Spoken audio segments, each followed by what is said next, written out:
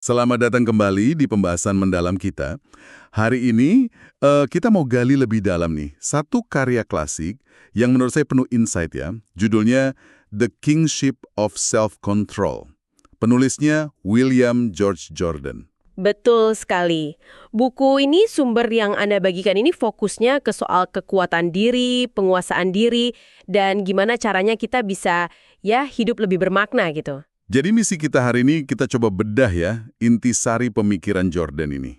Iya, kita bakal lihat konsep-konsep kuncinya, mulai dari kekuatan kendali diri itu sendiri, terus soal potensi kita yang mungkin tersembunyi. Dampak kata-kata juga ya, itu kayaknya penting. Banget. Terus bedanya antara sekedar kewajiban sama cinta kasih, seni beramal yang sejati itu apa, Cara ngatasin khawatir juga dibahas ya, sama kesederhanaan. akses kekuatan cadangan kita. Banyak banget yang bisa digali. Oke, tujuannya jelas ya, ngasih Anda wawasan praktis dari Jordan, siapa tahu bisa jadi bahan renungan atau malah diterapkan. Yuk kita mulai aja bongkar idenya. Nah, Jordan ini mulai dengan gagasan yang cukup fundamental menurut saya. Katanya, kita ini punya dua pencipta. Tuhan jelas, tapi yang kedua? Diri kita sendiri. Betul, apa yang kita bikin dari diri kita, itu yang paling penting katanya. Nah, ini langsung nyambung ke inti pemikirannya. Kendali diri. Iya, kendali diri ini bukan cuma nahan-nahan nafsu biasa ya. Jordan melihatnya sebagai semacam perjuangan moral. Ini yang bedain kita dari hewan katanya. Gimana tuh maksudnya? Perjuangan moral? Jadi kita punya pilihan, mau jadi raja atas diri sendiri atau jadi budak. Raja itu ya dia yang pegang kendali, ngalahin kelemahan di dalam dirinya. Sementara budak? Budak itu ya korban keadaan, digerakin sama nafsu, sama kebiasaan jelek, atau mungkin tenggelam dalam penyesalan gitu. Ada contohnya nggak dia kasih? Ada, dan ini menarik banget. Alexander Agung. Kita kenal dia kan? Penakluk dunia yang hebat. Iya, legendaris. Tapi menurut Jordan, di balik kehebatannya menaklukkan dunia luar, Alexander ini tetap aja jadi budak. Budak bagi emosinya sendiri, nafsunya yang kadang meledak-ledak. Oh, jadi kekuasaan di luar itu nggak otomatis berarti dia bisa menguasai dirinya sendiri ya? Tepat, itu poin pentingnya. Penguasaan diri itu pertempuran yang beda lagi di dalam. Terus gimana caranya kita bisa mencapai kerajaan diri ini? Apa ini bakat atau gimana? Perlu dilatih. Dia nyaranin senam moral harian. Senam moral? Kedengarannya unik. Gimana tuh? Maksudnya, kita sengaja lakuin hal-hal kecil yang mungkin agak nggak enak, tapi tujuannya buat melatih disiplin. Kayak, Contohnya? misal lagi seru-serunya baca buku nih, pas di bagian paling menegangkan, paksa diri buat berhenti. Atau pas alarm bunyi pagi-pagi, langsung bangun. Nggak pakai tawar-menawar sama diri sendiri.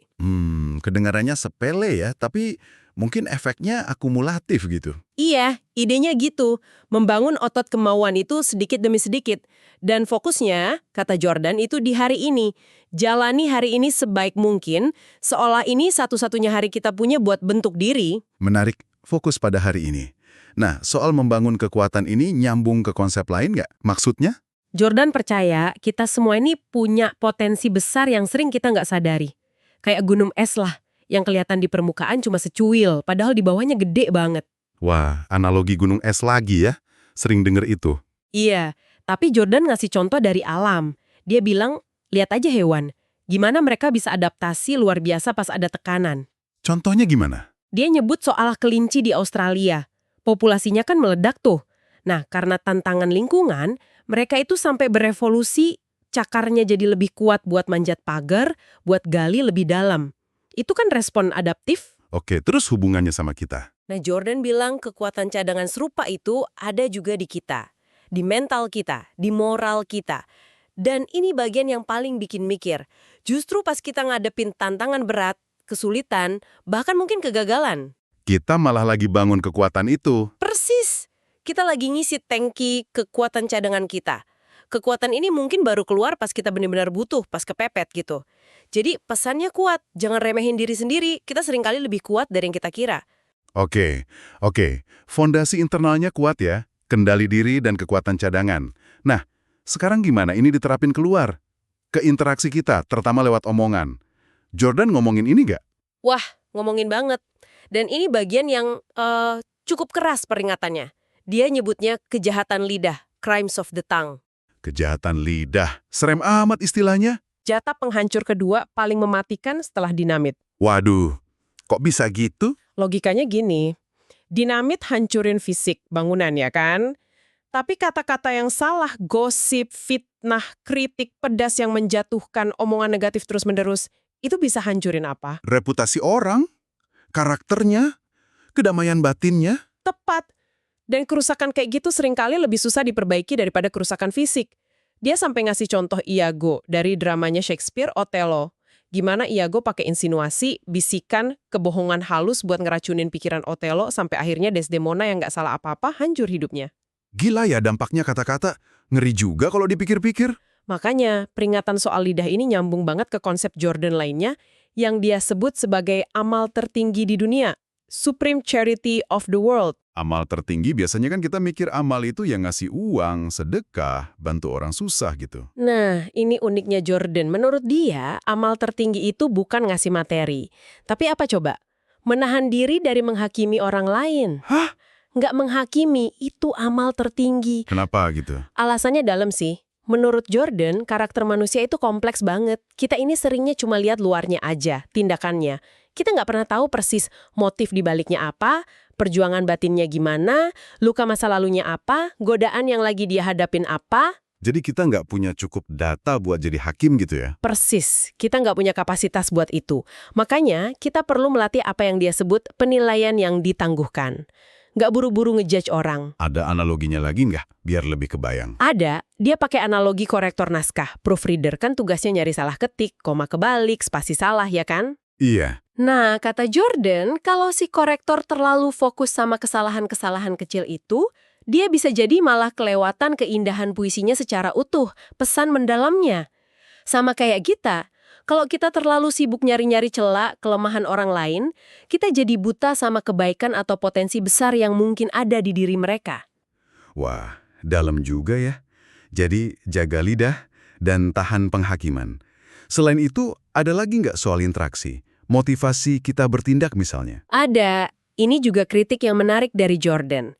Dia ngeritik apa yang dia sebut birokrasi kewajiban atau the red tape of duty. Birokrasi kewajiban? Maksudnya apa tuh? Kaku gitu ya? Iya, semacam kepatuhan buta pada aturan atau tugas tapi nggak pakai hati. Dingin, mekanis kayak robot aja gitu. Contohnya? Dia ngasih contoh yang agak provokatif sih. Kayak cerita anak laki-laki, Casabianca, di deka kapal yang kebakar. Dia setia nunggu perintah bapaknya, padahal bapaknya udah meninggal, sampai akhirnya dia ikut kebakar. Oh, kisah itu ya? Tragis. Atau prajurit Romawi di Pompei. Pas Gunung Vesuvius meletus, dia tetap berdiri tegak di pos jaganya sampai terkubur lahar. Heroik mungkin kelihatannya, tapi bagi Jordan, itu contoh tindakan sia-sia karena terikat sama kewajiban buta. Nggak lihat konteks atau nilai yang lebih tinggi. Jadi kalau bukan kewajiban yang kaku gitu, apa dong yang lebih baik menurut Jordan? Jawabannya satu kata, cinta kasih. Love. Cinta kasih? Gimana maksudnya? Cinta kasih ini, menurut Jordan, punya kekuatan buat ngubah beban kewajiban jadi semacam hak istimewa. Jadi dorongan dari dalam yang sukarela dan penuh makna. Contohnya gimana? Biar beda sama kewajiban tadi. Dia ngangkat kisah Grace Darling, anaknya penjaga mercusuar. Pas ada kapal karam diterjang badai, dia nekat dayung perahu kecil sendirian di tengah ombak ganas buat nyelamatin korban. Itu bukan sekedar tugas jaga pantai kan? Itu tindakan heroik yang lahir dari cinta sesama. Iya. Ada dorongan kemanusiaan yang kuat ya? Atau contoh sehari-hari deh, ibu yang ngerawat anaknya sakit parah, siang malam nggak tidur. Apa itu cuma kewajiban? Enggak kan? Itu cinta yang luar biasa. Jordan bahkan bilang, inti ajaran agama, kayak kekristenan itu ya cinta, bukan cuma daftar perintah dan larangan. Cinta itu mesin penggerak sejati buat tindakan-tindakan mulia. Oke, jadi motivasinya dari cinta, bukan paksaan kewajiban. Nah, balik lagi ke pergulatan internal kita. Kayaknya ada satu lagi yang penting banget di zaman sekarang. Khawatir. Dibahas juga sama Jordan. Dibahas banget. Dia punya bab khusus judulnya Kekhawatiran Penyakit Besar Amerika. Worry the Great American Disease. Walaupun dia nulisnya dulu dan konteksnya Amerika, rasanya ini penyakit global ya sekarang. Makin parah malah. Setuju banget. Dan Jordan ini ngomongnya blak-blakan loh. Dia sebut Khawatir itu bentuk bunuh diri yang populer. Racun mental katanya, pelan-pelan tapi pasti ngerusak badan dan pikiran. Gimana ngerusaknya? Ya, khawatir itu ganggu tidur, ganggu pencernaan, nafas jadi nggak teratur, dan yang paling parah bikin pikiran jadi keruh, nggak bisa mikir jernih. Terus gimana dong cara ngatasinnya menurut dia? Kan nggak mungkin kita nggak pernah khawatir sama sekali. Nah, Jordan ini pendekatannya logis banget. Dia bongkar kenapa khawatir itu sia-sia. Ada 2 skenario utama, katanya. Oke, skenario pertama. Pertama, kalau hal yang kamu takutin itu nggak bisa kamu cegah. Misalnya, ya hasil hitungan matematika atau bencana alam, gitu. Khawatir nggak akan gubah hasilnya kan? Iya juga sih. Malah energi kamu lebih baik dipakai buat siapin mental, hadapi kenyataan itu dengan kuat. Cari solusi selanjutnya. Oke, masuk akal. Skenario kedua. Kedua, kalau hal yang kamu takutin itu bisa kamu cegah. Nah, kalau ini, khawatir itu malah jadi pemborosan energi paling parah. Kenapa? Karena energi yang kamu pakai buat cemas, itu harusnya kamu pakai buat bertindak. Buat ngelakuin sesuatu buat mencegahnya. Oh, jadi kuncinya tindakan ya, bukan muter-muter di kekhawatiran itu sendiri. Tepat, fokus ke aksi nyata. Tapi penting juga ya, bedain antara khawatir kronis yang gak jelas juntrungannya sama kesedihan mendalam atau kecemasan yang wajar karena ada masalah besar yang nyata. Yang disorot Jordan ini lebih ke khawatir yang pertama, yang kayak kabut, terus-terusan ada tapi nggak produktif. Oke, jadi lawan khawatir dengan tindakan. Ada obat lain nggak dari Jordan? Ada, yaitu merangkul keagungan kesederhanaan, the greatness of simplicity. Kesederhanaan. Ini maksudnya hidup minimalis gitu? Atau gimana? Lebih luas dari sekedar materi sih. Kesederhanaan di sini artinya kita berani ngilangin hal-hal yang nggak penting, nggak esensial dari hidup kita. Bisa barang, bisa aktivitas, bisa juga pikiran yang ruwet. Tujuannya apa? Supaya energi kita fokus ke hal yang benar-benar penting. Jadi menyederhanakan hidup biar lebih fokus gitu ya? Iya, Jordan percaya kebenaran-kebenaran besar itu sebenarnya simple kok. Tapi sederhana itu sering dianggap lemah atau nggak tahu apa-apa kan? Nah, justru itu yang Jordan luruskan. Kesederhanaan menurut dia tuh bukan kelemahan, tapi puncak kebijaksanaan. Hasil dari proses panjang menyaring pengalaman dan refleksi. Kesederhanaan sejati itu muncul dari keberanian hidup sesuai kata hati, idealisme sendiri, bukan ikut-ikutan orang, atau demi pencitraan. Sikap yang dibuat-buat itu malah nunjukin rasa minder gitu ya? Betul, afektasi itu pengakuan inferioritas, katanya. Alam aja ngajarin simpel kan? Hukum kesehatan itu simpel. Makan bener, gerak, istirahat. Tokoh-tokoh besar juga seringnya sederhana kok gaya hidupnya, cara ngomongnya. Mereka bisa nyampein ide besar pakai kata-kata simpel.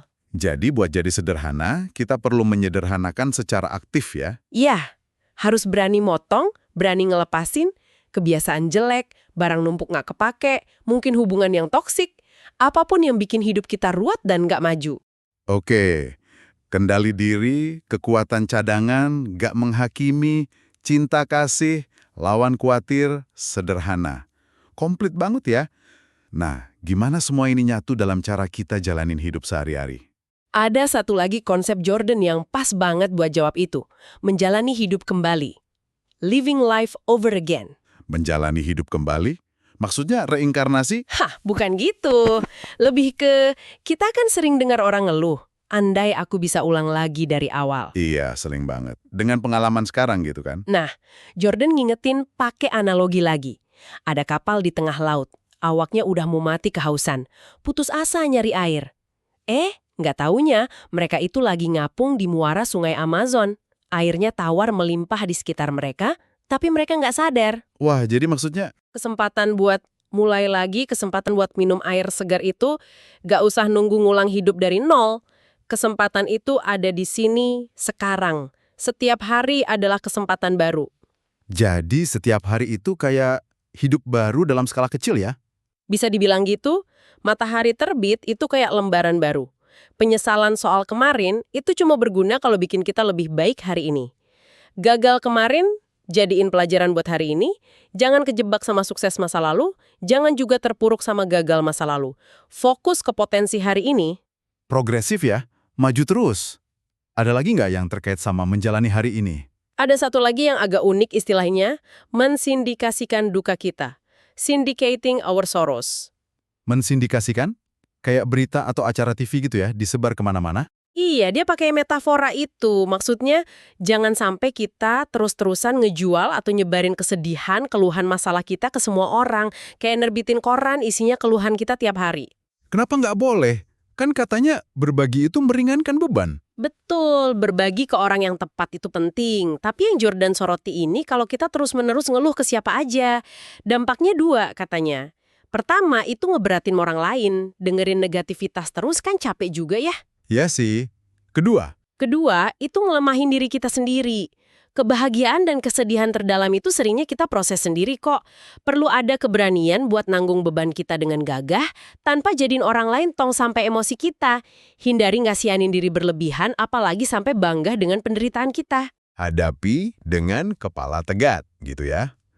Oke, jadi kalau dirangkum nih, banyak banget ya poin dari Jordan, mulai dari bangun kerajaan diri, lewat kendali diri, Terus sadar kekuatan kata-kata dan pentingnya nggak gampang ngejudge. utamain cinta kasih di atas kewajiban kaku, Lawan khawatir pakai tindakan dan kesederhanaan. lihat tiap hari sebagai kesempatan baru, hidup lagi, Tanggung duka dengan berani, jangan disindikasikan. dan yang paling penting mungkin, percaya sama kekuatan cadangan di dalam diri kita. Iya. Dan ini semua bukan cuma teori loh ya. Jordan nawarin ini sebagai alat praktis buat bikin hidup kita lebih kuat, lebih otentik, lebih bermakna.